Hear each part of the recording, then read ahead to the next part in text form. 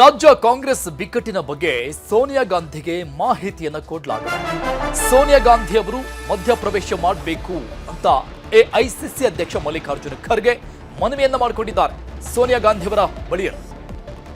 ಈ ಮೂಲಕವಾಗಿ ಶೀಘ್ರವೇ ಎಲ್ಲವನ್ನೂ ಬಗೆಹರಿಸೋಣ ಅಂತ ಸೋನಿಯಾ ಗಾಂಧಿ ಅವರು ಭರವಸೆ ಕೂಡ ಕೊಟ್ಟಿದ್ದಾರಂತೆ ಎಐಸಿಸಿ ಅಧ್ಯಕ್ಷ ಮಲ್ಲಿಕಾರ್ಜುನ ಖರ್ಗೆ ಅವರಿಗೆ.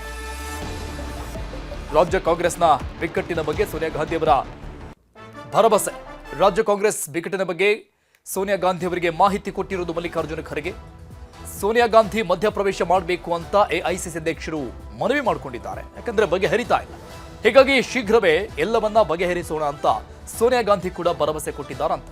ಕಾಂಗ್ರೆಸ್ ಸಂಸದೀಯ ಮಂಡಳಿ ಸಭೆ ಬಳಿಕ ಸೋನಿಯಾ ಗಾಂಧಿ ಅವರ ಗಮನಕ್ಕೆ ಖರ್ಗೆ ಅವರು ತೆಗೆದುಕೊಂಡು ಬಂದಿದ್ದಾರೆ ಈ ಎಲ್ಲ ವಿಚಾರಗಳನ್ನು.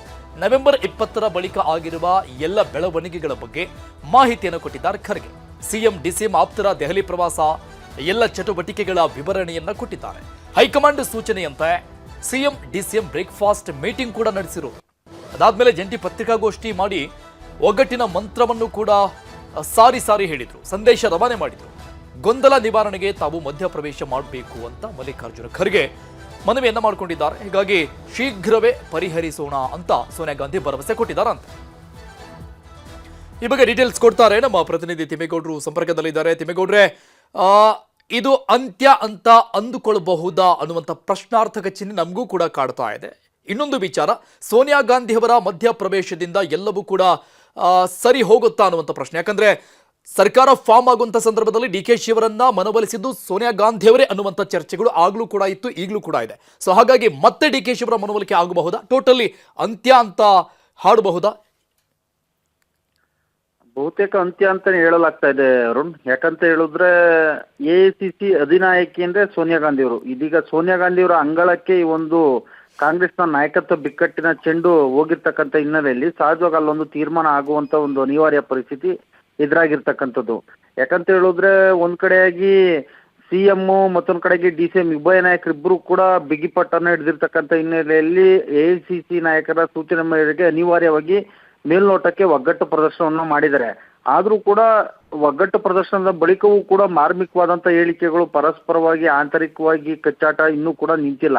ಸೊ ಹೀಗಾಗಿ ಇದು ಇವತ್ತು ನಡೆದಂತ ಅಂದ್ರೆ ಇಂದು ಸಂಜೆ ನವದೆಹಲಿಯ ಸೋನಿಯಾ ಗಾಂಧಿ ನಿವಾಸದಲ್ಲಿ ನಡೆದಂತ ಕಾಂಗ್ರೆಸ್ ಸಂಸದೀಯ ಮಂಡಳಿಯ ಸಭೆಯ ಬಳಿಕ ಎಐಸಿಸಿ ಅಧ್ಯಕ್ಷ ಮಲ್ಲಿಕಾರ್ಜುನ ಖರ್ಗೆ ಅವರು ಸೋನಿಯಾ ಗಾಂಧಿ ಅವರಿಗೆ ರಾಜ್ಯದಲ್ಲಾಗಿರ್ತಕ್ಕಂಥ ನಾಯಕತ್ವ ಬಿಕ್ಕಟ್ಟಿನ ಬೆಳವಣಿಗೆಗಳ ಬಗ್ಗೆ ಗಮನಕ್ಕೆ ತಂದಿರ್ತಕ್ಕಂಥದ್ದು.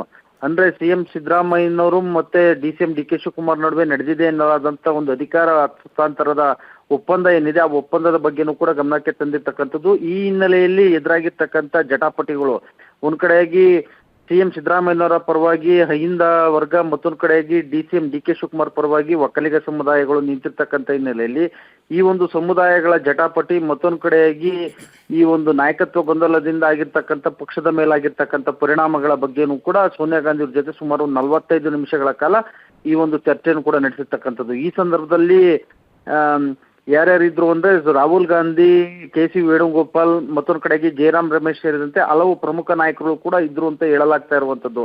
ಸೊ ಹೀಗಾಗಿ ಈ ಒಂದು ಕರ್ನಾಟಕ ಕಾಂಗ್ರೆಸ್ ನಾಯಕತ್ವ ಬಿಕ್ಕಟ್ಟಿನ ಬಗ್ಗೆ ಎಲ್ಲವನ್ನೂ ಕೂಡ ಆಲಿಸಿದಂತ ಸೋನಿಯಾ ಗಾಂಧಿ ಅವರು ಶೀಘ್ರದಲ್ಲೇ ಈ ಒಂದು ಸಮಸ್ಯೆಯನ್ನ ಬಗೆಹರಿಸೋಣ ಬಿಡಿ ಅನ್ನುವಂಥ ಮಾತನ್ನು ಕೂಡ ಹೇಳಿದ್ದಾರೆ ಅಂತ ಹೇಳಲಾಗ್ತಾ ಇರ್ತಕ್ಕಂಥದ್ದು.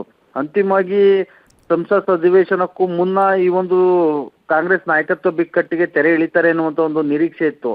ಸಹಜವಾಗಿ ನಾಳೆಯಿಂದ ಸಂಸತ್ ಅಧಿವೇಶನ ಆರಂಭ ಆಗ್ತಾ ಇರ್ತಕ್ಕಂಥ ಹಿನ್ನೆಲೆಯಲ್ಲಿ ಬುಧವಾರ ಅಥವಾ ಗುರುವಾರ ಹೈಕಮಾಂಡ್ ನಾಯಕರಿಗೆ ಏನಾದ್ರು ಅಂದ್ರೆ ಹೈಕಮಾಂಡ್ ನಾಯಕರು ಏನಾದ್ರು ರಾಜ್ಯ ಮುಖ್ಯಮಂತ್ರಿ ಮತ್ತೆ ಉಪಮುಖ್ಯಮಂತ್ರಿ ಇಬ್ಬರು ನಾಯಕರನ್ನ ಕರೆಸ್ಕೊಂಡು ಏನಾದ್ರು ಮಾತುಕತೆಯನ್ನ ನಡೆಸ್ತಾರೆ ಅನ್ನುವಂಥ ಒಂದು ಚರ್ಚೆಯೂ ಕೂಡ ಕೇಳ್ಬಂದಿರ್ತಕ್ಕಂಥ ಹಿನ್ನೆಲೆಯಲ್ಲಿ ಸಹಜವಾಗಿ ಸೋನಿಯಾ ಗಾಂಧಿ ಯಾವ ಡಿಸಿಷನ್ ತಗೊಂತಾರೆ ಅಥವಾ ರಾಹುಲ್ ಗಾಂಧಿ ಅವರ ನಿರ್ಧಾರಕ್ಕೆ ಏನಾದ್ರು ಸೋನಿಯಾ ಗಾಂಧಿ ಅವರು ಬಿಡ್ತಾರ ಅನ್ನುವಂಥ ಹಲವಾರು ಕುತೂಹಲಗಳು ಮತ್ತೆ ವ್ಯಾಖ್ಯಾನಗಳು, ವಿಶ್ಲೇಷಣೆಗಳು ಮೂಡಿರುವಂತದ್ದು ಅರುಣ್. ಥ್ಯಾಂಕ್ ಯು ತಿಮ್ಮೇಗೌಡ್ರೆ ಡೀಟೇಲ್ಸ್ಗೆ.